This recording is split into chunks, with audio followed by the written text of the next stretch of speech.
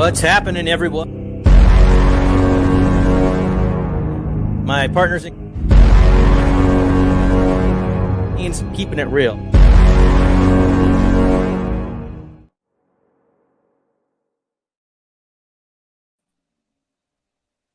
What's happening, everyone? And welcome to our Chile Boxing Talk. Got the homies with me as always. Georgie with Off the Ropes Boxing and MMA here. And Nopal Boxeonos. You can only find him here. And dude, we got one hell of an episode for you. We're going to be talking about Ryan Garcia. Also, we're going to throw in a couple topics regarding Triple G versus Lara, possibly. We're also going to be talking about Martinez versus Murray, the rescore, right? Controversial fight, possibly. That was on the list. And then also we're going to talk about the 1931 fight of the year, Max Schmeling versus Young Stribling. So this should be a fun episode, man. How y'all doing today? I'm doing great. Good morning to both my brothers here. I'm doing all right, man. Good morning indeed. Want to give a shout out to JC, who's always first in the house. Thanks for joining us, brother. Remy, who's here second. Second's good. And then we got the Shoe Shine. You guys can always catch him on Mondays, 7:40 Pacific time. One of my favorite shows. Him and Drew are always cooking, and El Chido, Boxeo's in the house. A-Rod, our homie, is here, man. So let's get right into it, dude. I want to talk about what happened on Saturday. A lot of people are talking about it. Ryan Garcia dominates Javier Fortuna, and a lot of people got some strong opinions. Nopal, dude, what are your thoughts on how Ryan Garcia looked on Saturday against Fortuna? Man, I was talking a lot of shit about Ryan, but I gotta say, man, I was super impressed with his performance. He made Fortuna look like nothing. I used to notice that he used to always like have his chin in awkward positions, where you could, where it looked like it's easy for the other opponent to just come up and hit him. He would leave his chin exposed, but I didn't really see too much of that. And what I did notice is like he's using the distance a lot better. Like he's reading the distance a lot better. Maybe that's because Fortuna wasn't that good, but I was impressed with that. And he's got a lot of tools, man, and he's still hella quick. So I was really impressed with this performance. I thought it was going to be a lot closer, but no, and as long as he stays active, man, he has my support. Very nice. And George, what do you think about Ryan's performance? I mean, overall, I guess if I would grade it between an A through F, right? I'm gonna go ahead and give it like a good solid B minus, maybe. Only because, we going back to last year, of course, the Ryan Garcia calling out this guy, calling out that guy, not coming up, not fighting, injury, mental health. And I say this because I think if there wasn't so much him in the spot, and not just the spotlight, but clout chasing or in social media, calling this guy out, calling that guy, and he just went through the rankings just like a pretty normal guy. I mean, yeah, he's a good-looking kid, so he's gonna get recognition. He's gonna get noticed, just like he does because he's a Golden Boy fighter. So yes, he's gonna get recognition. But I think if he was to go along the rankings pretty normally, maybe talk his mind a little bit here and there, but not so much of what we see him doing, right? Like to say the clout chasing. I think it would be a good solid it would be a good opponent. Like Javier Fortuna is a good opponent. He did what he was supposed to against this opponent. I just like Nopal said, I thought this was going to be a little bit closer. And you could see there's a difference there. You do actually see Garcia, sticking from the outside, a good solid jab. He's always known for his check left hook to the body, to the head. I noticed that Fortuna was trying to take a page out of the Campbell book, but just a couple of things didn't work in his favor. I think for one, like height, and he was pretty predictable. I didn't realize this until the day before the fight. This was a catch weight or at 140. I don't know what that is. I don't know if that's maybe some kind of a game plan, or maybe he just knows his body that he can't stick to 135. And we all know the killers are at 135, and yes, there is some good names at 140. Or maybe that's just maybe that's strategic to get Tank Davis to come up to 140, since everybody knows that's the fight that they want. That's one of the fights people want to see, and he feels if he's going to get Tank Davis to fight him, and I believe, I don't think Ryan Garcia would be the A side on this, even though yes, he's a pretty popular name. He did just get a win over Fortuna. Like, I still don't think he would be A side. So I'm thinking if this is at 140, he can have at least this in his favor if this fight is to be made later on this year. But again, like I said, I give him a good solid B. He did what he was supposed to do against Fortuna. And let's see what happens in the future, man. I hope definitely that Tank Davis fight happens next. Yeah, I would give him a B as well. I'll tell you what, like, he's really good at, this fight was at 140, supposed to be at 135, but according to the narrative, and I think both camps tend to agree on this, Fortuna said he didn't have enough time to cut down that much weight, supposedly. And so they made it at 140 to benefit Fortuna. But like we saw, Ryan says he's never going back to 135. But, I did like the way that he played big man, kind of the way Oscar De La Hoya played big man at 135 when he's just so much naturally bigger. Like, he's not Oscar De La Hoya, of course, and he doesn't have the skill set of Oscar De La Hoya, but in the sense that he can use his big man presence. Like, he commanded the center of the ring against Fortuna. Even though we anticipated that possibly that Fortuna was going to bring it early, like Ryan Garcia, I think he won every round. I was pretty impressed with what I saw as far as that goes. His hand speed continues to be blazing, pretty impressive. Let me chime in here with what the group has to say here in the chat. Shoeshine says, well, that's because Fortuna is nothing at 140. Give me Ryan versus any top ranked 10 140 fighter next, not some blown up featherweight. Damn. And then El Chido Boxing says, he looks good in his first fight with Reynoso. Let's see how he does. Well, it's true. He's got room to grow. He's still young. He's only 23. Remy here says that he was impressed with Garcia. And Nando, thanks for joining us, brother. And he says, Ryan looking grown at 140.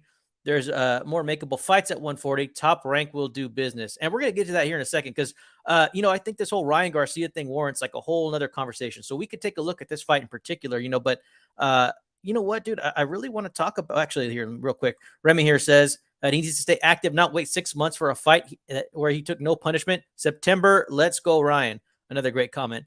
But yeah, man, I want to talk about this because you know what? It's something that I've noticed, dude. No, Paul, you're going to have to tell me what you think, man, because, like usually we're not a very like reactive channel. Like usually we go and we just talk about whatever we want to talk about. But hell, it's only Wednesday, right? And I've heard all kinds of shit about Ryan Garcia, dude. And I'm not exaggerating, dude. I've heard shit like, oh, well, he's actually a natural 154 pounder. He can weigh in however he wants. I've heard that. I've heard that the fight was fixed. I've heard that Ryan has like this crazy rabid fan base. I really don't know where these people are, to be honest with you. Like maybe a couple channels are just, provoking people by using Ryan Garcia, but he doesn't have this active fan base as far as I can tell. There's a lot of hate for this dude. People are very critical of him as well, of his pace, of his skill set. No, Paul, what do you think about all this? Like, why does Ryan Garcia get all this hate, and is it warranted? I'm starting to see a pattern with certain people. You know what I mean? Like, I mean, granted, I was part of the hate crew just recently when, he was going through all this mental health stuff. I was part of the hate crew because, I want to see Ryan fight. I want him to be active. So I was more hating because, I wanted to see him fight. I wasn't hating because I got something against the dude. You know what I'm saying?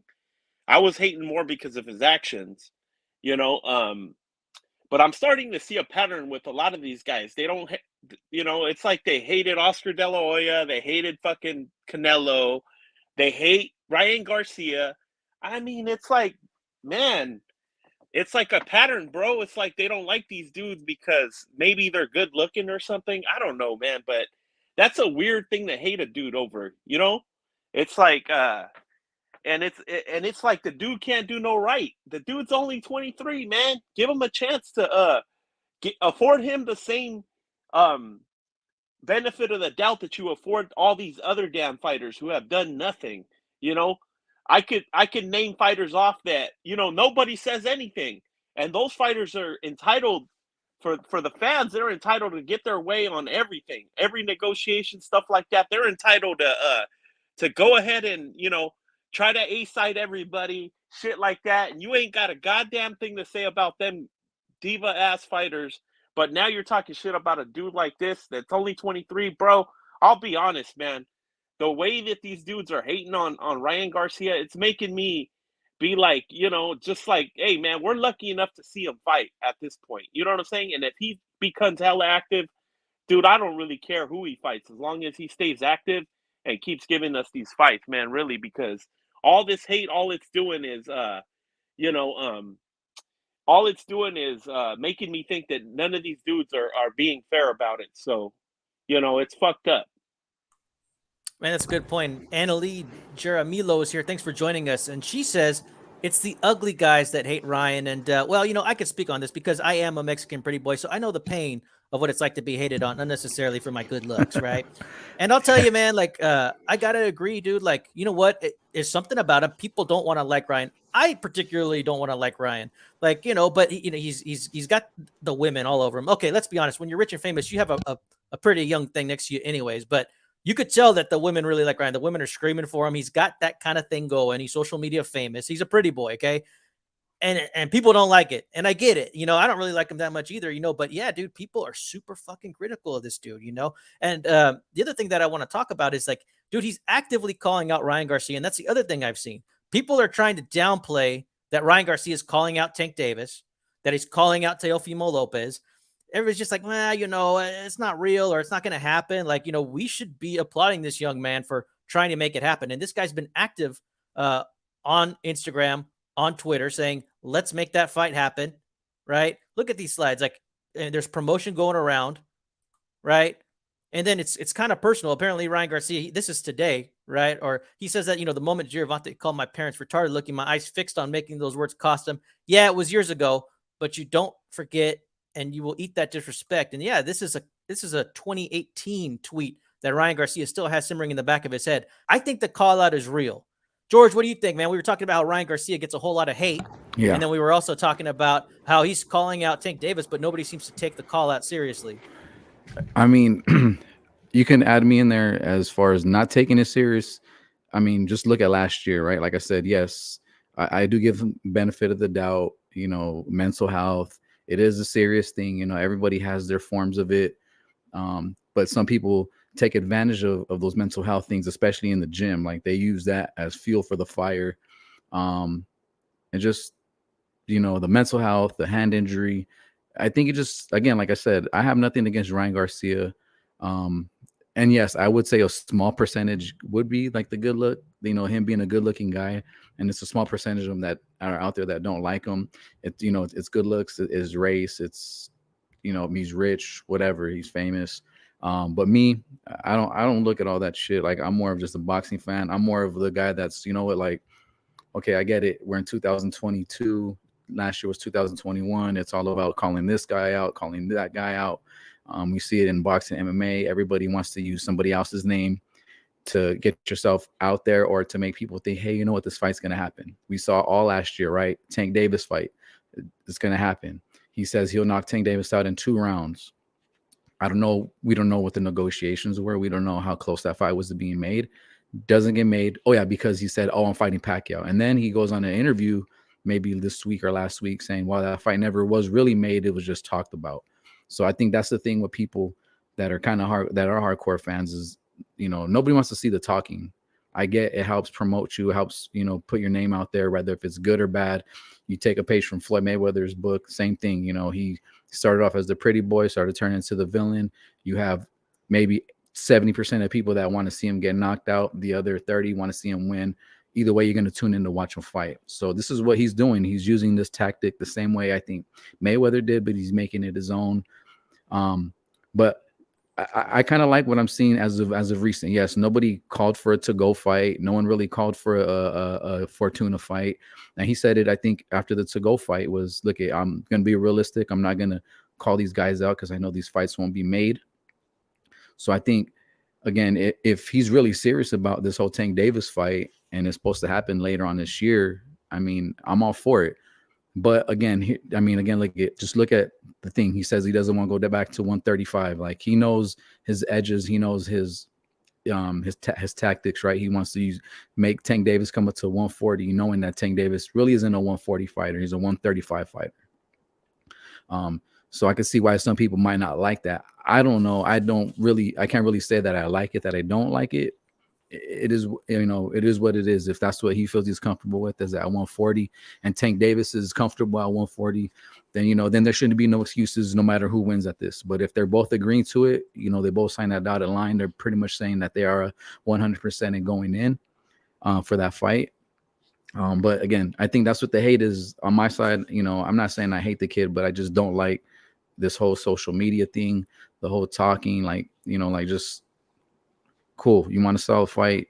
Believe me, people are gonna tune in. Like you already sell out on you sell just your name alone. Like there was people at the to-go fight, even though the YouTubers or even people on social media platforms weren't really thrilled about the to-go fight, but still are gonna tune in. But again, with the Fortuna fight, it is a year later that it's happened. I would say if the Tank Davis fight don't happen, I would love to see the Jojo Diaz fight. Then I think we'll really see as far as where Ryan Garcia really is, because we know Jojo Diaz is a tough opponent.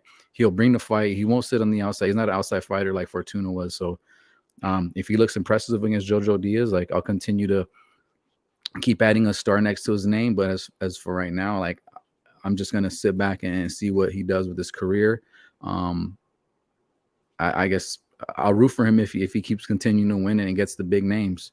Again, he throws out Teofimo's name out there, throwing another big name out there at 140. So I just think it's all tactics. People don't like that kind of stuff. Small majority of it is because he's a good-looking kid. But for me, let's just make the fights happen instead of just talking about it and throwing stuff out there. When people throw stuff out there on social media, it's kind of like, you're looking for attention, and he's already got plenty of attention. Great stuff, George. And El Chito says he's got the mandatory spot for WBC and didn't take it. That's why I say he's all bark, no bite.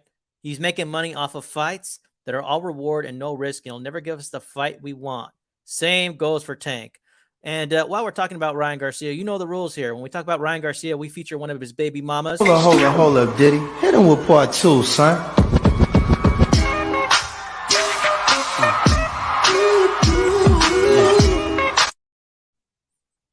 That's Catherine Gamez, probably my favorite of the baby mamas. I know Nopal, not necessarily his favorite, but we're all different.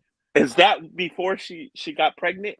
Yeah, she's pregnant again. She's got now she's, well, I'm not going to hate on her. Pregnant is beautiful too. You know what I mean? But, her life has moved on, and after this, we'll be featuring Ryan Garcia's mistresses. We have a little lineup of that too. So next time we talk about Ryan, we'll be talking about, what's it called? Is it the hit list? I don't know if that's what it's called these days, but his bodies, or I'm not sure what they're called. George, do you know what they're called? I don't know, man. I'm going to have to research this. I'm laughing over here. Hey, bro, I wanted to add something about the Ryan Garcia thing. Like a lot of people actually, like, there's this feeling going around that Tank's going to be the A side to everything. Well, the only reason that is because every time that you deal with them guys over there with Al Heyman, them dudes are very shrewd businessmen, and they're the type that's the only way they're going to allow the fight to ever happen is if you basically agree to be the B side. But as far as Ryan Garcia being the B side to Tank, I don't think so, man. You think so? I think I disagree with that, only because, as of late, well, Tank Davis really hasn't had like the best of careers, but I feel like even at 130, he's still done more stuff from 130 to even now. Even if they're not the opponents that we're asking for, like he still wants some belts. He's been around a little bit longer. I think he's sold out. I want to say sold out, but it's I think that would be like a 50-50 maybe, but I think I would just favor Tank Davis being the A side. And you mentioned some good points. He's done more for boxing, but the marketing and the reach that Ryan Garcia has is just crazy. He's already luxury brands. He's got luxury brands trying to promote him. Brands that don't even mess with boxers. He's got Dior. He used to have, I think, Dolce & Gabbana. And then he even had a commercial with Gatorade. That company only messes with guys like Michael Jordan. I mean, I think this dude's got hella potential to be like a moneymaker. And look, he made $2 million with just a throwaway fight, you know? So I think that, you know, like the only reason that he would be the B side, and let's get real, the fight won't happen anytime soon. It's gonna be in the future. So if he plays his cards right, them dudes ain't even gonna want to fight Ryan Garcia, because you know, Ryan will probably be in the position where he'll be like, well, you know, you got to fight on my network, and you know, and also you got to follow these. He put up conditions, you know, to take the fight. So in my opinion, I don't think he's the B side. I think it's right now. I'd say it's a 50-50. It should be a 50-50. But you know, as far as the future, I think that he's gonna, if he plays his cards right and keeps, you know, and stays active and, you know, keeps a good record on him, I don't think any of these guys will be on his reach, you know? Yeah. And you know what? I will agree though, what, you know, Paul, is if, let's just say this fight don't happen this year. Let's say he does have a big key fight 2022. And it's, you know, maybe for like a vacant bout or somebody that we're at, which is a good opponent, like maybe like a Jojo Diaz or another opponent, either at 135, 140. Like I could see him possibly being like taking, you know, the lion's share of it, because, you know, yes, Tank Davis hasn't really done nothing as of late, but he definitely has the potential to be an A side. I think if this fight don't happen this year, happens maybe later next year, he has two good fights that could put him there. I could possibly put him in that spotlight. And yeah, the sponsorship is a big thing. You know, like you said, Gatorade, like there is, you know, the back to Michael Jordan, you know, Dior, like you said, isn't really boxing, but it's more of, you know, like for looks or modeling. So that kind of just shows, I think, where his career is. Like, maybe, I mean, is he taking it serious now, or does he know that he could just fall back onto, if this wasn't to happen, like his looks could carry him? I mean, at the end of the day, like it's boxing, it's the sport. Yeah, you have some pretty cool sponsorships, but like, you know, let's kind of like go based off what's going on in boxing, like the sport. Well, you know, I have to say, as far as like who I think would be A side, I tend to agree with George. I think that Tank probably would be the A side. I think they both just did staples, and it seems to me like Tank is pulling in more actual people into the arena. He's a proven, you know, what you would call a star these days, or at least, you know, he does pay-per-view. I think Ryan Garcia would have to concede that. I think maybe the split should be close, because I think the fight itself is going to be big. And here, El Chido Boxing and Nando both say something that I want to touch on. It says Mayweather Promotions will never make the fight if they ain't the A side. That's the truth. And then Nando says, well, the PBC Mayweather is all about that almighty A side. And then Remy here chimes in and says, Ryan actually said if he beats Davis, and he'll be the face of boxing. Shaking my damn head. That kind of talk gets to me.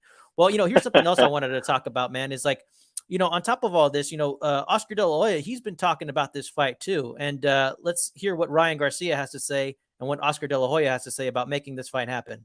I want everybody to go tag Javonte in my last video and tell him come out wherever he is. Tell him come on. The bottom line is we want to make the fight happen. Tank Davis, have your people call my people, or my people will call your people. It should be on Showtime and DAZN, because they're the broadcasting partners for each individual. It's only fair. And we can stage it in Las Vegas. Easy as that.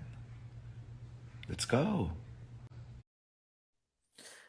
You know, and I have to say, I'm inclined to believe that Oscar De La Hoya is down to make this fight against Tank Davis for a lot of reasons. You know, first off, you know, Oscar De La Hoya is Oscar De La Hoya.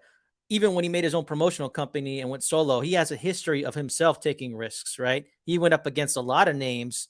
He went up to middleweight to lose to Bernard Hopkins on his own, fought Floyd Mayweather when he was underdog. I'm sure he thought he could take Mayweather, but he took that risk. He started paying Mayweather and working with Mayweather.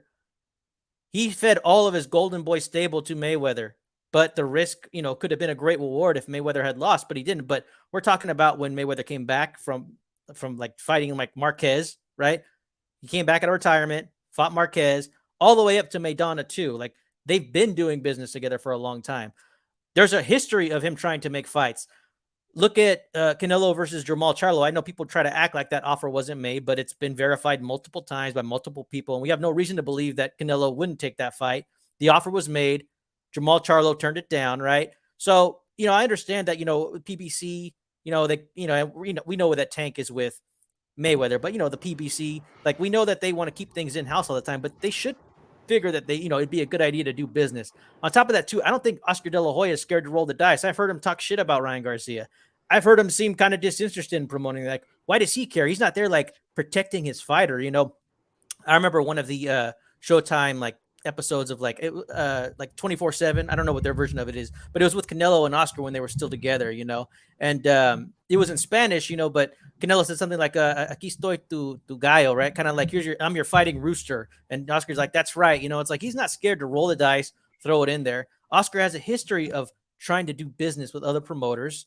He's got nothing to lose by feeding Ryan to Tank. On top of that, like, neither do I, man. Like, I personally, like, I think that Tank might lose some rounds against Garcia.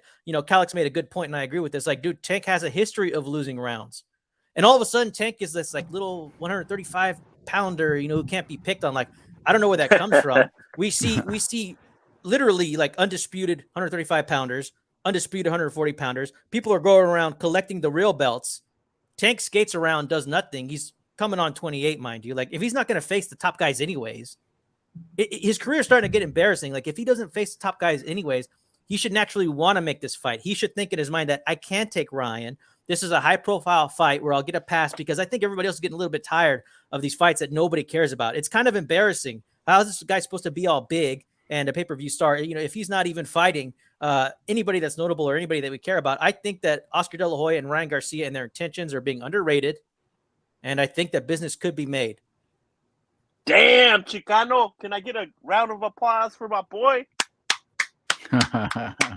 Damn, bro. You better save that on a soundbite. That was perfect, man. Well, thanks, brother. It's just like, I don't know where everybody's like, oh, they're not serious. What do you mean they're not serious? Can you show me where Oscar's not been serious about making fights?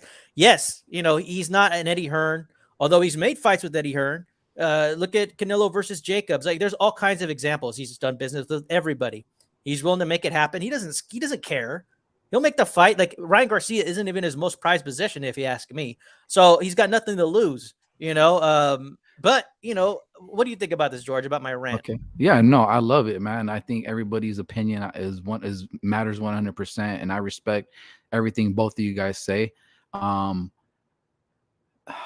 lost my thought, but yes, I agree. He does.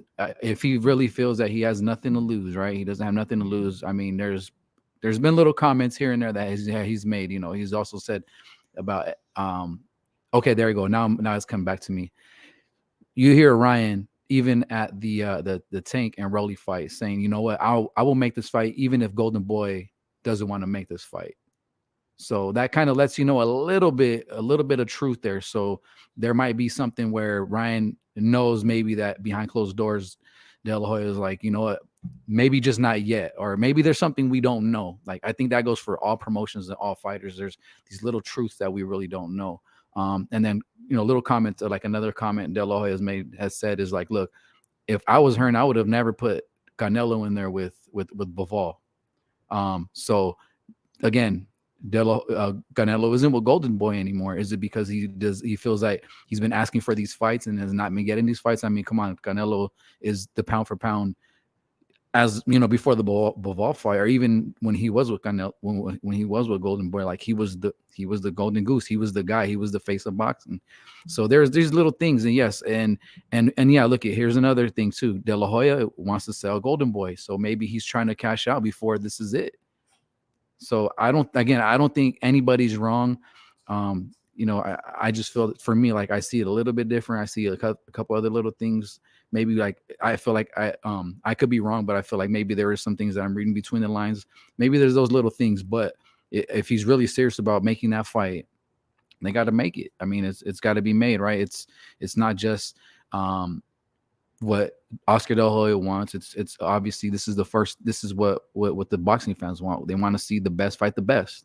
I've never had an issue with De La Hoya. I mean, I'm glad. I like to see the fights that he makes, but I just feel like those are those little things that make light bulbs go off in my head. Ryan Garcia is saying, you know what, I will make this fight even if Golden Boy doesn't want to make it. If I was Eddie Hearn, I wouldn't have had Canelo fight Bivol. Canelo isn't with Golden Boy anymore. So and then he really wants to push and make this fight because he's been talking about selling Golden Boy. So those are my little things there. And I wanted to add kind of to what Chicano said. With De La Hoya, he's one of them people that people just hate on so much. They hate him, and so automatically, anything he does wrong, it's going to be highlighted like a motherfucker. But when he does something good, it's going to be swept under the table because, hey, it's De La Hoya and we hate him. So, nobody's going to ever give him credit for shit he did or anything like that, just because people always find a reason to hate on him. But I guarantee you that there's way more positive things than negative things that you can highlight that he's done. Like, in my opinion, he's taken risk with high things that he has that are like that any other promoter would have just kept the dude undefeated. You know what I mean? Look at Canelo. How old was he when he fought Floyd? That fight could have been totally all bad. That could have ended Canelo's career right there, probably. You know what I mean? But he chose to roll the dice. There's other examples too. The Triple G fight. Nobody ever thought that would happen. Why? Because you think, like as Paulo Malignaggi said, do you think that Golden Boy's gonna risk, all his money on fighting a monster like Triple G?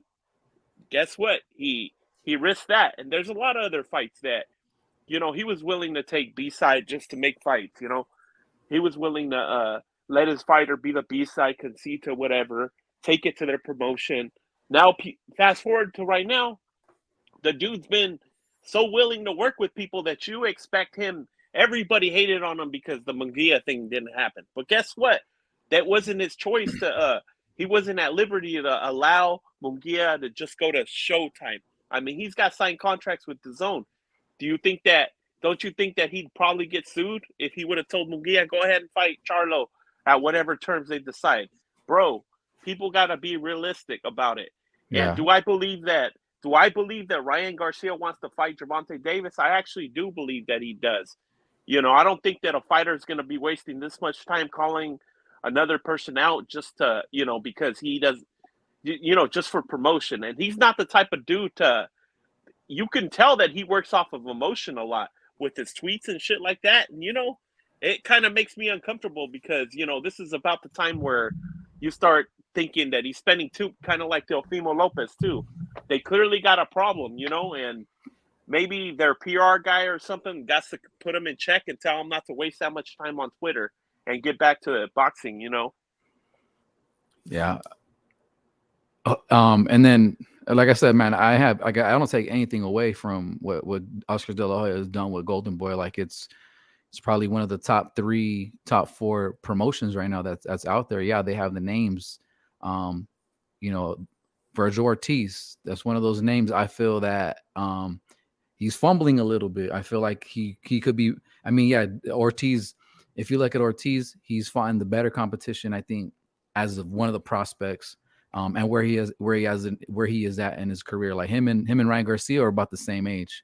And then also, if you look back at last year with the negotiations between Ryan Garcia and Isaac Cruz, like it was like Ryan Garcia, De La Hoya saying, no, we did it this way. And then Isaac Cruz's manager and promotion company and his dad are like, no, like you guys, this is what was wrong with the contract. And then they try to make the fight again this year, and they're like, we're not going to work with them. So again, I think nobody's perfect. I think everybody has their good and their bad to them. I just think for me this year, he's really pushing the Tank Davis and Ryan Garcia because he's only said it in tweets and interviews. He's looking to sell the company, and he's just trying to make a big one. I mean, this is a big fight, right? Either if it's 135, 140, this is the fight we've all been talking about last year. So it's already implanted in everybody's mind that a Tank Davis and Ryan Garcia fight should be made. They really want to see what either one of these guys is made of, because I really feel like no one has really proven themselves. If anything, I feel like Tank Davis has proven himself a little bit more than what Ryan Garcia has. But as of late, we saw what he did. He fought Isaac Cruz. Many people thought Isaac Cruz won or a draw at the most. But I think if we go side by side, career-wise, Davis has done a little bit more early on in his career. So it is a name. It is it is, it's at the end of the day, boxing is a business and it's all about money. And I think that would be a good money move or a good business move to really push for the Tank Davis and Ryan Garcia fight, the way Ryan Garcia has been asking for, the way the way Oscar De La Hoya has been asking for this fight this year. Those are my, that's at least what I see. I mean, that's a great point. And to touch on what you said, like, if you see what Tank did by 23, like it's barely better than what Ryan Garcia is doing. And I mean, and how good is that Jose Pedraza win? I mean, did it age well? I mean, it was a good win at the time for sure, but it's not like this guy went on to become a world beater. And then besides that, there ain't nobody there really, in my mind, worth talking about. Like I thought that I think that Ryan's career path at 23 is not bad, especially when you compare him to some of these other people that get passes, right? Like, and I just want to put this out there as far as this hate. Like I said, I'm hearing all kinds of hate about Ryan Garcia, and for some reason, this topic's it's almost like 40 minutes in, and we're talking about it. But Ryan Garcia, I think he's doing better than Berlanga personally. Berlanga's a 25-year-old prospect who doesn't even do 12 rounders, and Jamal Charlo at 23. Like, I can't believe I didn't have to bring this up again. The dude way better. Huh, it wasn't first off, like, if y'all don't know, look at what Jamal Charlo was doing. Fortuna was old. Jamal Charlo was facing two 36-year-olds and a 40-year-old, right, with busted, terrible records. And I promise you've never heard of these guys. Okay. So, like, I think we should just put things in perspective. He's still a young man. Like, everybody wants to be super critical of this dude. I don't care whether he wins or loses. Like, throw him in there with whoever. If he loses, I'll probably get some type of satisfaction out of it. Like, I kind of want to see him get his ass beat too, in a way. Like, I don't care that much about him, but I think that this idea that there's like these rabid fans, like, they don't exist, not in the YTBC. And I think people just need to calm down. It's all right, if you want to make up this fan base, but call out people specifically, because you know what? I don't listen to everybody, but I mean, I don't think it's really the Mexicans that are talking about Ryan Garcia like that. We haven't really talked about him that much, so it's like, where are these people at? Like, I don't think they exist. I think it's being made up for, I don't know if people want to have ratings or, just to shout at something so they can respond. People make shit up all the time. I just think it's kind of funny, you know. And then Nando here says, yo, who has the bigger budget right now? Golden Boy Promotions or PBC? Fox gone and Showtime's never had a big budget. Hey, that's a good question. Who's going to guarantee the purse? Golden Boy used to guarantee a lot of purses, man, with Mayweather. It is what it is. The Shoe Shine here says, let's remember Oscar wanted Pac-Man so bad that he agreed to melt down 2 weight classes. That's right. He did business with Top Rank. Ryan demanding people move up. I mean, like I said, if Tank wants to be like the whole, like, hey, I'm a 135 pounder, don't pick up. Well, then start fighting 135 pound champions or people who are in the top 5. I'm tired of like coddling this dude. In fact, I think a lot of this is deflecting. Like, Tank, his career is starting to get embarrassing, and I think we're all a little bit tired of it. We were tired of a lot of his fights. Nobody's interested. If he's like, oh, well, he doesn't have to fight the top guys. Okay, well, if he doesn't have to fight the top guys, then let him fight somebody at 140 or stick your ass at 135 and take care of some business. Because you know what? I think Ryan Garcia stands a better chance against Tank than most people. That's what I have to say. Nopal, do you have any final thoughts on this before we move on to our next subject? Yeah, I just wanted to say, sorry, Shoe Shine, but, not just you, a lot of other people talking that way. I just want to say that shit's getting irritating. These dudes are the same size. Why would anybody say that, 140 is a good weight for both of them? I don't know why it's a must that he goes back to 135. I don't even think he's ever going to fight at 135 again, so I'm going to just stay on code on that one and say, hey, man, meet him at 140. No catch weight. Want to give a shout out to What Rep It, who's in the house, man. Dude, we've been talking about how Ryan Garcia gets a lot of unnecessary hate, man. And, yeah, so, it's all right. It's, we'll see what happens, bro. I don't care if he loses, if he loses, he loses. But hell, I think people are trying to temper this Tank versus Ryan. Like, they're trying to act like it's not happening. But Ryan's going like, hey, I'm calling somebody out. Like, ordinarily, like, people would say that Tank is ducking. But we know the PBC cult won't go there, right? And then, like I said, everybody else is trying to act like they're not about Ryan for whatever reason that they have, which is fine. I just think we need to keep it in a little bit of perspective. George, do you have any final thoughts on this before we move to the next subject? Yes. I think for me, in a nutshell, what it comes down to is if Ryan Garcia was to just be like a Virgil Ortiz in the background, just take the fights who he's supposed to and not call out so many guys unrealistically, I think this wouldn't be talked about. So this is what Ryan Garcia is doing, right? He's having us talk about him, whether if it's good or bad. at the end of the day, like, I respect any fighter that goes in there, no matter if they're fighting 100 cab drivers or they're fighting all the best. Like, it takes balls to get in the ring. So at the end of the day, I respect Ryan Garcia. He's doing what us three are not doing right now. We have not stepped into a ring professionally.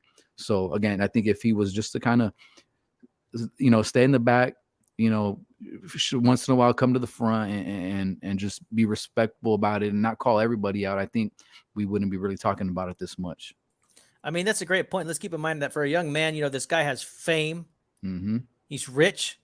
He's got the bitches, but he's still going in there and kicking some ass when he needs to. You know what I mean? And we've seen him respond to adversity. So I think he's handling himself very well, all things considered. But man, let's switch topics here, dude. I want to talk about Triple G versus Lara. Now, Nopal brought this to my attention, and we're going to talk about it here. It looks like Gennady Golovkin versus Erislandy Lara was ordered by the WBA, and it says here that should Golovkin defeat Canelo, which ain't going to happen, he will only have 5 days until September 23rd to advise the WBA as to which world title he intends to keep. And if he decides to return back to middleweight, he'll have 120 days to defend his title against Lara to establish a WBA champion at 160 pounds. And I guess the same goes if he loses to Canelo. And the WBA has made it clear that the organization will not grant any further special permits for Golovkin. So what do you guys think about this news? Nopal, let me know what you think, brother. Yeah, it's interesting news, but I mean, this has happened before. They've told Golovkin he has to fight a certain guy, and he won't do it. So that's how that's going to go. He'll probably end up vacating, once he loses to Canelo. He'll go back and just vacate. And, that's basically how it's gone. It reminds me of the Derevchenko situation. He had no problem. And everybody thought that was an extremely easy fight for Golovkin, at the time. He had so much momentum going in between the Canelo fight. The dude just chose to vacate the IBF, just said, forget it. And no pressure put on him anyways by his fans. And, at 42 or however old he is, ain't nobody going to pressure the dude to do anything like that. Right. I mean, there's nothing that I've seen. Well, actually, I guess the Murata fight was pretty good, but I mean, there's nothing that makes me think that like he'll take on any type of challenge of somebody who's slick, even like Lara, who is a little past it. He's long in the tooth, even though I think he's younger than Triple G. Figure that one out. George, what do you think about this? I mean, this is a fight, one of those fights that, should have happened maybe a couple years back. Either at 154, 160. I don't see an issue with it. I mean, if either way, win or lose, like Triple G on paper is to answer if he's going to be fighting this fight at 160. I think maybe he possibly would take this because where both these guys are at in their career, like Triple G, I guess depending if he takes a beating against Canelo, or depending if he feels good at 168 and it's a really close fight. We don't really know what would happen. I guess two options. If he does really good against Canelo, it goes 12 rounds. It's a really close fight. It doesn't take too much of a beating. Maybe he sticks to 168, forgets the 160 bout, or it just becomes a nightmare and he just realizes that he's not a fighter that could fight at 168. Lara and him are both, like you said, at the very end of their careers. He still holds a bout at 160 WBA. I mean, why not? If this is his last fight, go out and fight somebody like a Lara. It's a name, rather if he's an old Lara or a young Lara or a Lara that's still got something left. But I want to see it, man. I wouldn't mind seeing this fight. I think to me it just all depends on what happens in this fight against Canelo. That's what I think. All right, man. The next subject that Nopal wanted us to talk on is about how Adrian Broner is being Adrian Broner. Now, if y'all don't know, it's kind of gone viral. This is nothing new, nothing unexpected, but it looks like Adrian Broner was doing a virtual press conference, and he got mad at the fact that it was a virtual press conference, saying, hey, if this was Floyd Mayweather, y'all wouldn't be doing this digitally. I don't get my respect. Started piping off. I don't know who that guy is with him, but he was just chill, just relaxing, watching Broner pop off. And then he said, okay, well, I'm leaving. I'll see you later. We'll talk, at the next conference or whatever. He just took off. Nopal, you wanted us to talk about this, man. What do you think about your boy Adrian Broner piping off the way he does? Man, I think it's funny, bro. I like it. But let's get real, bro. He deserves to be treated that way. If working under me, I would have said, "Hey, bro, just give us a written statement. That way we could tell everybody for you." You know, I wouldn't even put him on camera, bro, because he hasn't taken the sport serious, anyways. You know what I mean? What does he expect? And then he said that they're giving him a pay cut, and he's comparing himself to Mayweather. He's saying, "Hey, they don't do Mayweather's conferences that way. Why should they treat me like that?" Like, come on, bro. You know, it's he's delusional about that, man. He should be happy he's even on camera. I find it hilarious too, man. It's funny as hell. And I think what he meant was like, yes, they're showing Mayweather, but he's against a YouTuber. I think that was like the second part of that is like, why are you going to show a YouTuber against Mayweather? I mean, come on, it's Mayweather. Like, yeah, you shouldn't be comparing yourself no matter who Mayweather fights. I actually just saw it this morning after I got up, and this shit had me fucking laughing because it's typical Adrian Broner. It's what you expect from him. In a way, I feel a little bit bad for him because, you know, he's just like you and I. We put our shoes on. He's just a little different. He just likes to talk a lot of shit. He says he's been in camp for 6 months, so we don't know what the hell's going on there. Maybe they had fights, didn't have fights for him. But for me, this is typical Adrian Broner fashion. I find this shit is hilarious, and it's not even. I think what is like 2 more weeks left. Yeah, So, it's coming up. yeah, so you know, I'm expected to see some more funny shit. Want to give a shout out to Mad Dog H, who's joined us. Thanks for joining us. He says, "What's good?" And then Remy here says, as far as AB goes, about billions went down the drain quick. Sad because he had everything to be great. Well, he's a guy who definitely had a lot of potential, and he was impressive at a certain point, you know. But you know, as certain fighters move up into higher weight classes, they're not so impressive, or you know, maybe they lose that pop. Everything changed after he fought Maidana. To me, like, it's a wonder that Adrian Broner can still get in shape and still fight. Like, he's obviously, and you know, it's kind of sad, but you know, it looks like he needs the money when he needs it based on history and what we've seen in the news, right? To me, this is just a payday for old time's sake. Nobody really cares about Omar Figueroa. It's just a whatever fight. I think he should be a little more grateful that they're going out of their way to promote a fight that, I mean, is not all that important. The winner will probably get a somewhat of a relevant fight, and the loser will just go into obscurity. But I mean, this is really a low stakes fight, really, if you ask me. Yeah, I mean, this isn't the only fight that's been like on a press conference or like a Zoom call interview. Like, there's been a bigger fight, right? I'm trying to think. I think maybe even like a Tyson Fury. One of Tyson Fury's fights was done like over a Zoom call, like a Zoom interview. So, I mean, I don't think he should be taking it that bad. I mean, he needs to realize where his career is at. And like we said, he's lucky he's got a fight, or people want to promote his shit. Yeah. Funny, Oh, yeah. Huh? No, Paul, any final thoughts, brother? Nah, bro. We covered it good. I'll watch it. That's all. I just want to say, Omar Figueroa, I got, you know, because we got an interview with him next week. So, you know, we didn't really mean that. No, I'm just kidding, bro. That's right, man. That's right. So we'll see. Hey, dude, let's move on to our controversial rescore segment. And we're headed to 2013. We got Sergio Maravilla Martinez against Martin Murray live from Argentina. Now, this was a little bit of a different fight as far as like where it was held and the stakes. And I just want to give you all a little bit of history if you don't know about Sergio Martinez. He was one of the history's better middleweights, had a pretty good run, actually. And so we're going to talk about this fight in particular. So it looks like we're going to start with Bernard Hopkins. That's what I want to do. Bernard Hopkins was the undisputed champion, right? And it was when 3 belts were acceptable, but he did unify against De La Hoya to have 4 belts. Some people think, and we did classify Stern versus De La Hoya as a robbery.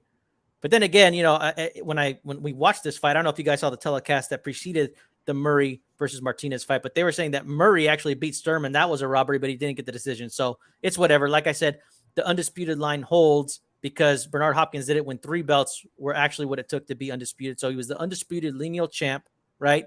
Loses to Jermaine Taylor, right? Who loses to Kelly Pavlik, who loses to Martinez. Now, in the middle of all of this, Bernard Hopkins did face Pavlik, but that was at 168 pounds. So Maravilla was the lineal champion, and he did good work. And right before this fight with Murray, he beat Chavez Jr., which is a fight that we all wanted to see at the time. That was a big fight at the time. Chavez beat Andy Lee, and Martinez handled Chavez until the very end. And then there was a scare in the 12th round where he got knocked down, and some people say Martinez was never the same. So right after this fight, Sergio Martinez decides to take it to Argentina, right? He's headed home. Although, last week was a homecoming too, George, right? We had Danny Garcia going home to Puerto Rico, except Maravilla actually speaks Spanish, right? So he went home, speaking his Spanish. It was a pretty interesting crowd. It was held in a soccer stadium of 40,000 people, right? On top of that, too, I thought this was funny. I saw Calle 13 walking in Martinez. I'm like, wow, that's a time warp. I remember Calle 13. I don't know if you guys do. You know what I mean? That Atrévete. I was like, damn, dude. Shows you how long ago this was when he was relevant. So let's take it to the fight itself. Let's start with Nopal. Nopal, how'd you see this fight, man? And do you consider it to be a robbery? All right, let me look at the archive real quick because, it was 2 weeks ago, right? All right. So I gave the first 4 rounds to Martinez.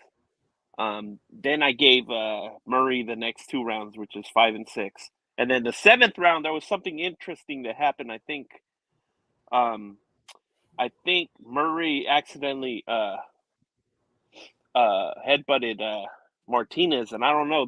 They mentioned some kind of weird Argentinian rule, but nevertheless, that round I gave it to Martinez, and then the next 3 rounds, 8, 9, and 10, I gave them to Murray. Of course, he landed he managed to knock Martinez down in the 8th round. So of course, and then rounds 11 and 12, I gave them to Martinez. So overall, I had this fight 114-113, and no, because of the way I scored it, I was surprised because I remember this fight being, like I did think that Murray had gotten robbed and all that, but watching it further, a little closer, I mean, Martinez doesn't look all the way, as good as he used to. You could see a decline since the Chavez Jr. fight, but what else do you expect to in Argentina? These guys rig all their soccer games and all that. So, what do you expect, bro? They got, they got the FIFA working for them, and they got, even the Pope working for them. They got all that shit. So, what do you expect? You're going to go to their country and win a close decision. And as bad as Martinez was, physically, Murray didn't even try to get him out of there. You know what I mean? He's just trying to win a boxing match. Bro, go back to the amateurs if you're going to fight like that. You know what I mean? So, like I said, I had it 114-113 for Martinez. All right, Nopal. And do you have any thoughts on that 10th round? Well, it was considered a slip, but a lot of people think that was a knockdown. Do you have any thoughts on round 10 and what happened there? No, I mean, I think they slowed it down and it was a slip. So, okay. All right. Well, thank you so much, Nopal. Boxeanos. George, what do you think about all this, man? How'd you see the fight? I saw the fight. It was a good fight. Like, again, when we mentioned it like 2 weeks ago, I remembered a little bit of it, and same thing like when Nopal. Like, I remember people saying no, Murray won, it was a robbery. So I watched this almost again for the first time with a fresh set of eyes. And yeah, he did look a little bit older. They were saying it in the commentating that I think the fight right with the Chavez is kind of where the decline started. And he's 38. Remember, he started a little bit later in the boxing. And I know people were also mentioning that Triple G Martinez should have fought. When I look at it, I was actually looking at both box records on Boxing Rec, their records, and I don't really see where that would have happened. If that would have happened, that fight possibly would have happened after maybe Triple G fought Martin Murray, which was like almost 3-4 years later, or even maybe 2 years later. But Martinez was already older. If Triple G would have fought Martinez and he would have won, would have got the benefit of the doubt, especially how Martinez looked against Chavez and against Murray. He looked a little bit older. He struggled a little bit in some of his fights, so we really don't know exactly what benefit of the doubt Triple G would have gotten. But good fight. I'm gonna say that I gave Martinez the first 3 rounds. I gave Murray actually 4 through 10, but I actually had 6 and 8 as 6 and 7 as swing rounds, which were very close rounds. I feel like Murray was actually, trying to create stuff, and Martinez typical Martinez fashion reminded me, he would throw a lot of punches with his hands down, and he would throw a lot to the glove to create openings. So it looked like he was busier. I mean, I guess it all depends on the way we scored or the way the judges scored it. If you count throwing punches that are blocked, as a positive, that's the way I saw that he was trying to create openings, but a lot of it was getting blocked. So I had Murray winning 4 through 10, and 11 and 12 I gave to Martinez. But in the 10th round, you saw Martinez attempt to throw a little bit more. I think he felt maybe the urgency, especially after the 8th round, after he got knocked down. I think he thought in his mind that it was probably a little bit closer. I mean, he's the one that's taking those shots. He did take a lot of right hands in this fight. But I gave those last 2 rounds to Martinez, which were swing rounds. But when I scored this overall with the knockdown, I had it 115, 112 Murray. And it could have went either way. Like I said, that's why they're swing rounds. It just depends on who you gave the swing round to or what you were looking for in those swing rounds. I just feel like in those swing rounds, I feel like Murray did a little bit more, maybe even, the last 30 seconds of the round that swayed me to give him those rounds. Again, Murray, 115, 112. And I'm going to say, yes, it is a robbery because you just said it, Nopal. In Argentina, there's a lot of fuckery going on there. So that's the way I took it, not realizing, there was, soccer games and all that shit being done wrong over there in Argentina. So I have it 7-5 Murray, 115, 112, a robbery. Thank you so much, George. And do you have any thoughts on that round 10 knockdown that I was referencing? Yeah, you know what? I was the same. When I first saw it, I was like, holy shit, that was a clean shot. Because they showed the replay, just the upper part of the body. And then they show like a foot in there. But it's one of those things where it's spur of the moment. If the referee must have saw the foot rather than the punch. But if he's looking up and doesn't see the feet but sees the punch, like, he's going to call that a clean knockdown. So it's a tough call. I think it's just whatever the referee saw at the moment. They take the referee's opinion into consideration. So I'm going to say no. Very good. And, for those who don't know, it was pouring rain and it's super windy. So even the commentators were making a point that, like, rain was literally coming in sideways all over the mat. I'm not saying it wasn't like necessarily I don't know. Round 10's a little interesting to me. Like, I kind of see it both ways. Like you said, I don't necessarily see it as like fishy, but I mean, I could have seen how, like, in real time that could be a knockdown, right? And so I thought this fight was pretty interesting. It's clear to me that this isn't the Sergio Martinez that we're used to seeing. I think he started out kind of being like the same old Martinez, kind of going forward, showing his head, trying to get the range. But, one of the things that I noticed is that, like, I felt like Matthew Macklin's defense was pretty good. He kind of did more of the front foot thing. And I know that they try to establish this fight as like, hey, the Matador and the Bull, right? And I thought that was kind of appropriate. But, I felt like Matthew Macklin had some really good counter punching going on. Hitting clean, on top of that too, I felt like Martinez wasn't connecting as often as he used to, wasn't as fast as he used to. And actually Martin Murray did a good job of, like, shelling up and knowing when the punches were coming. So I think Martinez had some trouble dealing with the game plan that Martin Murray had. But I do think that Martin Murray should have been a little bit more aggressive and should have taken it to Martinez a little bit more. It's like you said, Nopal, they are in Argentina, right? But I gave Martinez rounds 1, 2, 3, 7, 9, 11, and 12. But I did think there were some swing rounds. I thought round 1 was a swing, round 3, round 7, round 11. And towards the end, I did feel like Martinez was literally stealing the rounds. And when I say stealing a round, I mean, like, it was up for grabs. And then Martinez just showed excellent defense, slip in, counterpunching on the inside for the last 30 seconds. It just looked like he kind of outclassed Murray. I think he did that enough to where I have Martinez beating Murray 114 to 113.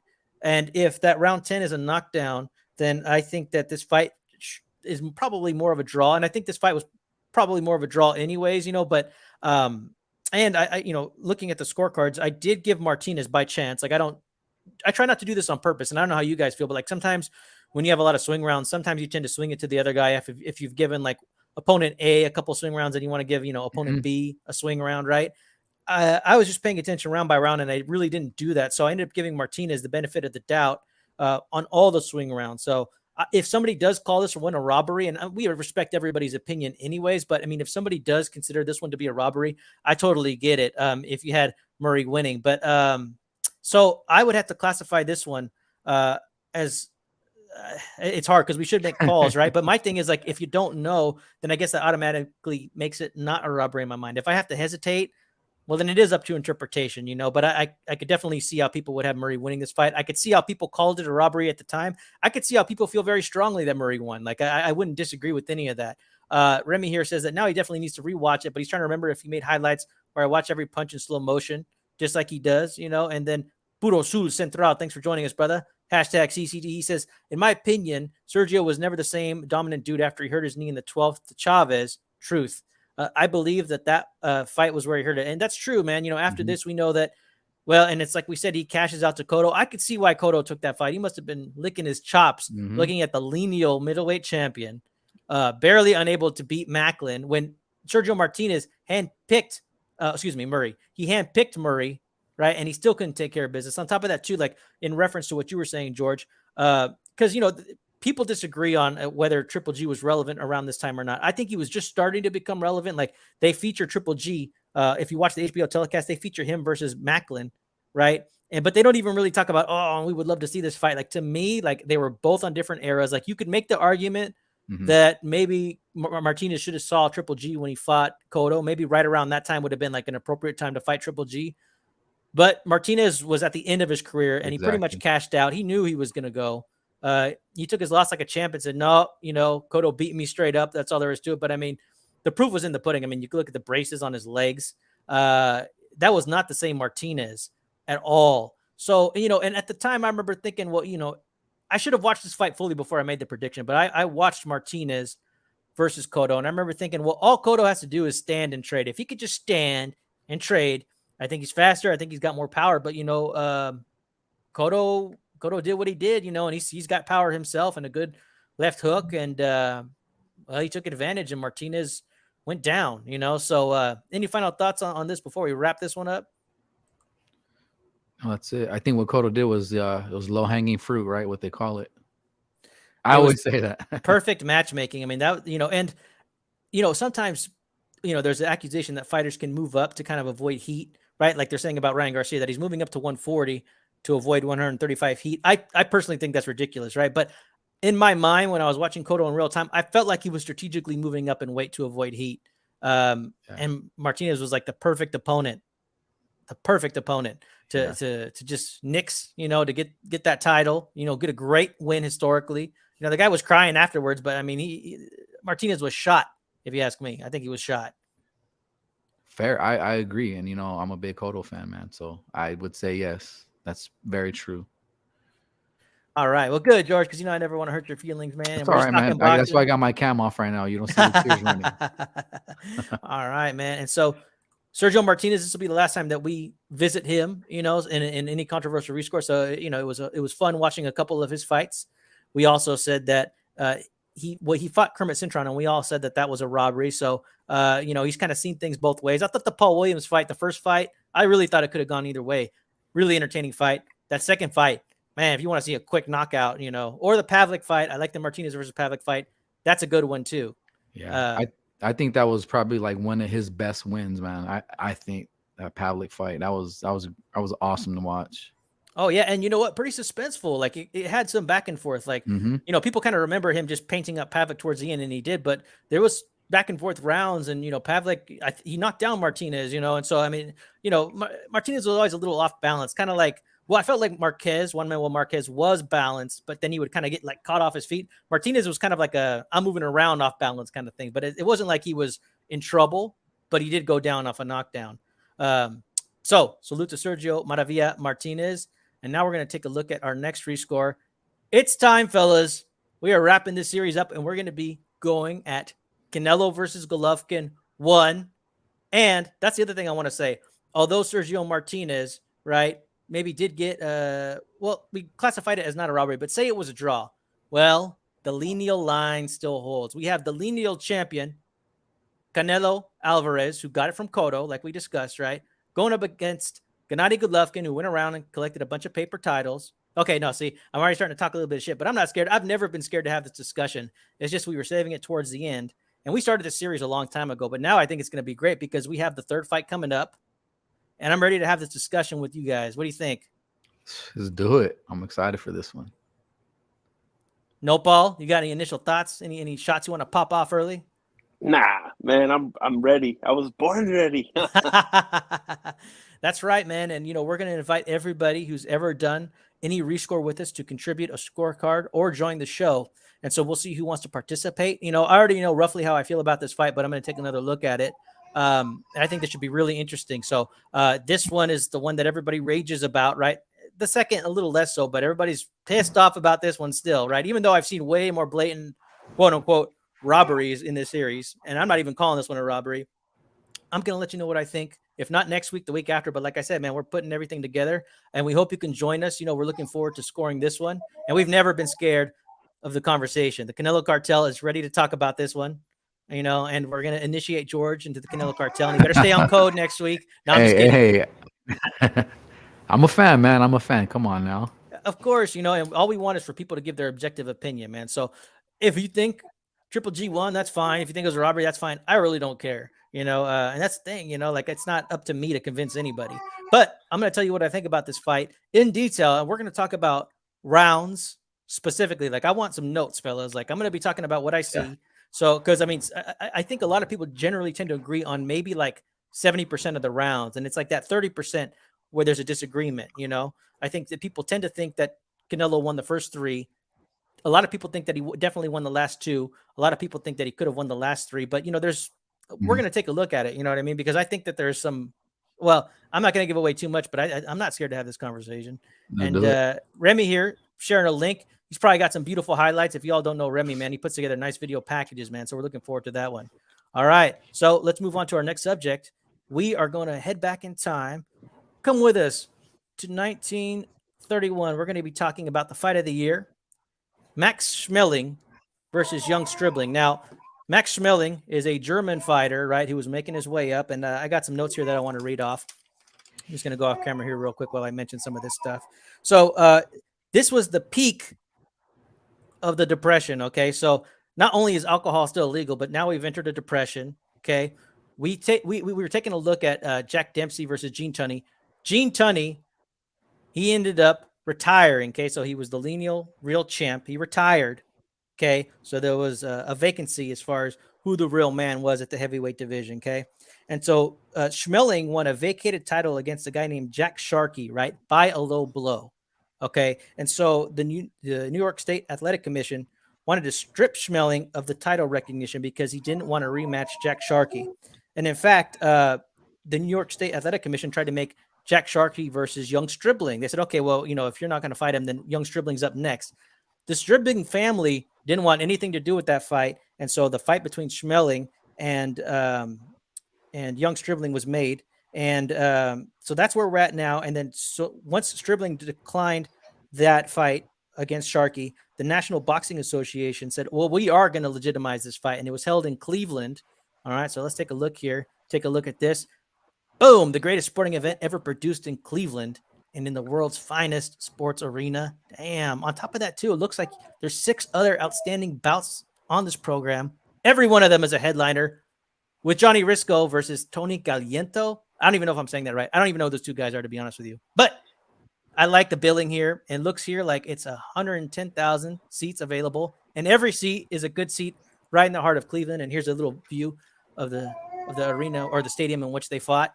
And so it was a pretty interesting, like I found myself being really interested in Young Stribling. So for those who don't know, the guy had over 300 fights. Okay. And he went all the way from featherweight to heavyweight, and it was a family operation. Okay. And he would go from town to town, right? His dad would go from town to town and promote his son and make a promotion and say, hey, listen, if anybody can lick my boy in this town, I'll give you $10, which at the time was, during Depression was good ass money. So they would go around and just start whipping some ass everywhere they went. And the guy had never been knocked down, right? And so this is the 2.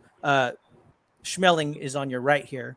And, one of the things that I think is really interesting about going back and looking at all these matchups is like, the opponents are always really friendly with each other. You know what I mean? Always really friendly. So, it's nice to see like a good relationships being formed. And Nopal, I thought you would think this was funny, So in the build up to this, it looks like there was talk about how Stribling was playing golf, and Stribling's dad said, yeah, there's some talk about how the old fighters train and how modern ones play golf and take it a bit easy. Pa Stribling said, they must remember that the old fighters always broke training and had a time getting in shape. The modern fighters are rarely out of condition. Golf and a few days of boxing each week is all they need. Nopal, what do you think about that, brother? Oh man. Looks like it's an old problem. George, I got a little bit of baby feedback. Okay. Oh, sorry. It's all good. Yeah, I don't know how much golf they used to play back then, but I don't think it's a good idea if you're as competitive as some of the boxers nowadays for you to try to go over there and be as competitive on golf. It sounds like a bad idea to me. And like I was saying, this was back in the day, right? So we're going like on 90 years ago. I mean, this is before a lot of technology, okay? And this is him next to Babe Ruth. Whoever was the heavyweight champion was still one of the most famous men on the planet, 110,000. This was before there was even telecasts, okay? In fact, this fight right here was the first fight to be aired on national radio completely, right? I mean, people didn't have TVs. People weren't tuning in. So a lot of it was by paper or radio if you were lucky, right? But it was still such a big deal, whoever the heavyweight champion was. So here's Schmeling next to Babe Ruth, and here's them at the weigh-in. They were pretty much equal in all statistics. So, I mean, side by side, there's not much to differentiate them. And in the 15th round, Schmeling knocks down Stribling, and then the ref calls it off. We're going to take a look at that right here. Schmeling lands a smashing right to the jaw, and Stribling goes down. Here's that crushing right to the jaw in slow motion. The first knockdown of the fight here in the final 15th round. As Schmeling turns to go to a neutral corner, referee George Blake steps in to pick up the count. As Stribling lies on the floor trying to gather himself, the referee's count reaches 9 as Stribling drags himself off the canvas. But Blake decides that Stribling has had enough and stops the fight. Schmeling is deliriously happy and actually carries Stribling to his corner.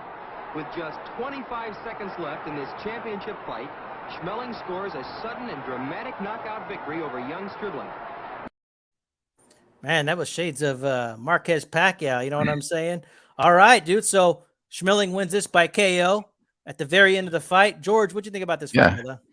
It was cool, man. Definitely. I came across a couple links or a couple links on YouTube. I enjoyed this one very much. There was you could tell there were some people that had their own commentating on it.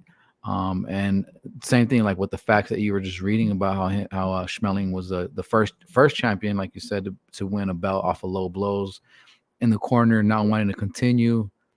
And it's funny to see, like, didn't realize that he actually was not wanting to rematch. Was it a rematch, right? He didn't want to rematch or face who for that belt? Yeah, Jack Sharkey. Yeah, okay. Yeah, he didn't want to rematch. So look at, I mean, come on.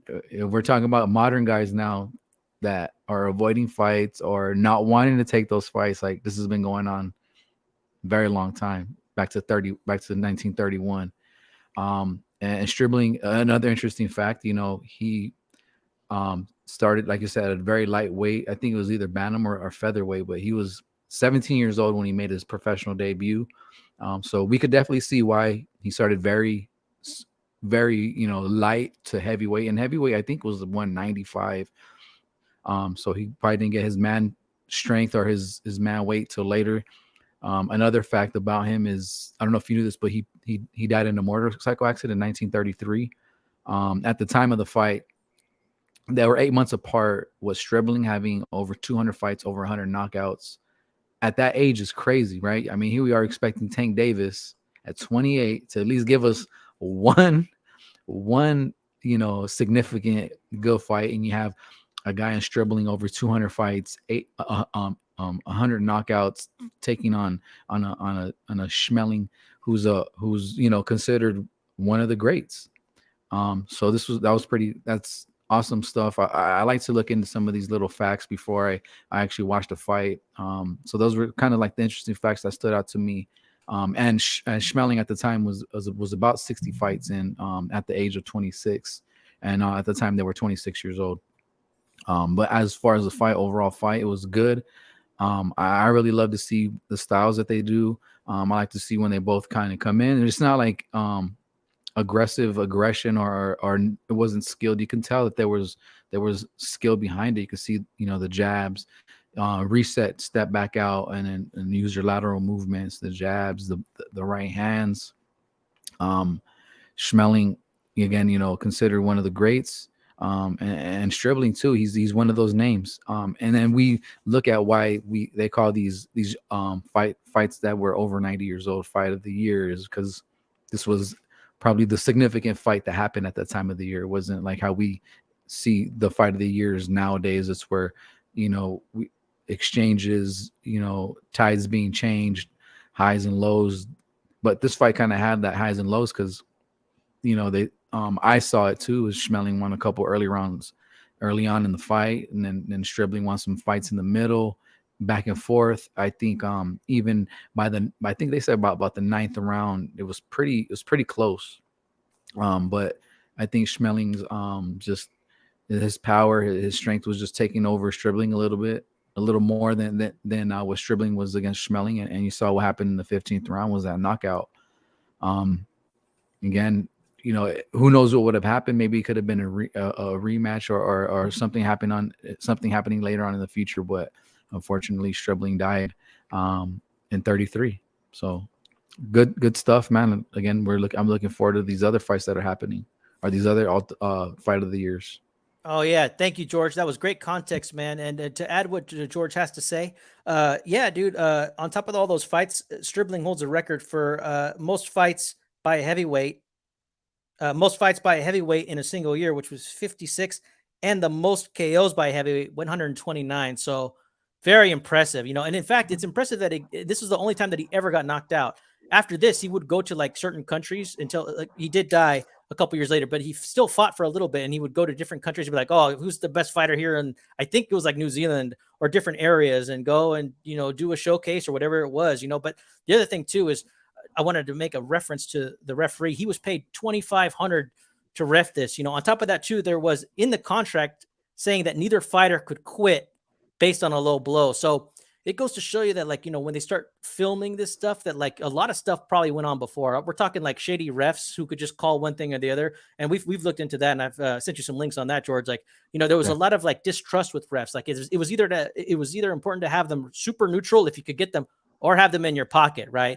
And on top of that too, based on the research I've been doing, in the print era, like a lot of boxing writers could be paid off very easily to kind of spin a tale. So I think it's interesting. There's like two different eras of things. You know what I'm saying? So it really is interesting to kind of go back and take a look at some of this stuff. Like I find a lot of these facts very fascinating. Yep. And so how would you rate this fight, George? This, little by little, man, these from the first one to this is our third one. Like they get better and better. I really enjoyed this one, especially with, the stakes that were in for this fight. I'm gonna give this one a B+. All right. And Nopal, we'll go to you. We know you're not a fan of the Charlie Chaplin days, and I'm not even gonna ask you if this would be worth like throwing the carne asada on and having the homies come over. But I mean, is it at least worth the bag of like spicy chicharrones? What do you think about this fight? Man, it was pretty good, man. Just like George, I kind of saw that Stribling was kind of gassing out and getting tired around the 11th round. He's little decline, but before then it was pretty really competitive, and I was really surprised with their skills. They're clinching, they're doing all this good stuff, and it's crazy how smaller they are than today's heavyweights. But yeah, it was an awesome fight, and it's crazy. I thought it was going to go all the way, to the 15th, all the way, and it would have had been the decision, but Schmeling got the knockout, and it was a good fight. Nice, man, nice. So after this, we're going to be taking a look at 1933. So we're skipping a year because I didn't think that 32 had very good video quality. I mean, we can, if you want to, y'all can watch this yourselves, and we do encourage people to take a look at this, man. You start learning a lot, and before you know it, you start having some knowledge, man. So it's been great to just be a student of the game and learn. But we're going to 33. Where Max Schmeling is up again. And in fact, he's going to be fighting again. And based on what Remy had to say, and we're going to get into this, there is an era where his flag is a Nazi flag, which is pretty interesting as we get into the 40s. But up next, he's still just a regular German under the regular German flag. And he's going to be fighting Max Bayer. So Battle of the Maxes in 33.